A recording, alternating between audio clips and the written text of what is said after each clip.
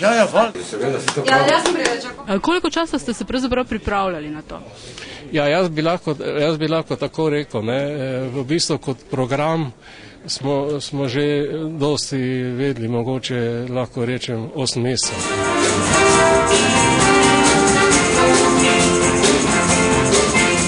Podobni, kot so bili recimo pred 30-40 leti? Ja, točno tak, ne, ker v bistvu mi smo bolj nervozno smo delovali, če smo mogli igrati manekena na playback, ne.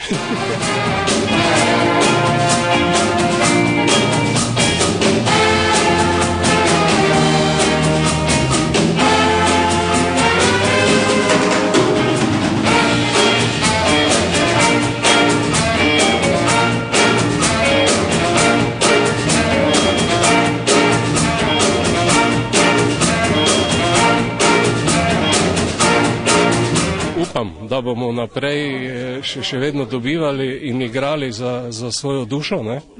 Za svojo dušo, ampak tale duša včasih začne trpeti, ne? Ker gre na jok, ko vidi, kaj vse včasih nastopa, ne?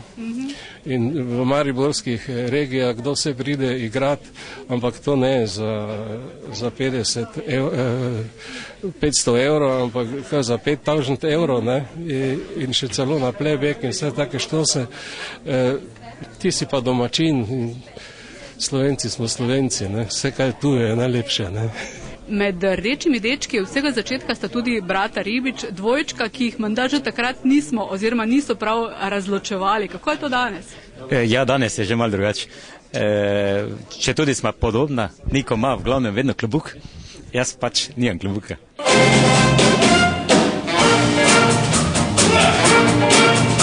Grešate kaj Halo C? Ja, sigurno. Pogrešam prostor, kjer bi lahko takšno glasbo igrali. In da bi ti ljudje, ki so tu danes v dvorani, hodili plesati, to pogrešam. Kaj so za vas Rdeči dečki? Ja, za mene so najprej prijatelji, potem glasbeniki, s katerim smo začeli skupaj glasbeno pot, potem so se naše poti razšle poklicno in pred 10 leti smo se pa zopet našli in zopet s polno paro delujemo.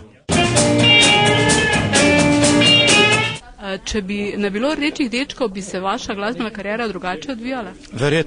Verjetno bi izšel iz kakšnega drugačnega miljeja, tak sem pa izšel iz pop-roka in to mi je v življenju zelo koristilo. Rdeči dečki so tokrat okrepljeni tudi z deklico, bi rekla. Odkot pravzaprav odločitev, da boste sodelovali z njimi? V bistvu z Rdečimi dečki sem sodelovala že na njihovem snemanju, ko so snemali tisto prvo ploščo, oziroma že, tako moram povedati, na tistem prvem koncertu, ki so ga imeli pač po tolikih in tolikih letih v dvorani Tabor. Potem so šli pa snemati ploščo in tam sem tudi nekaj sodelovala, predvsem sem pa posnela vse back vokale za njihove pesmi.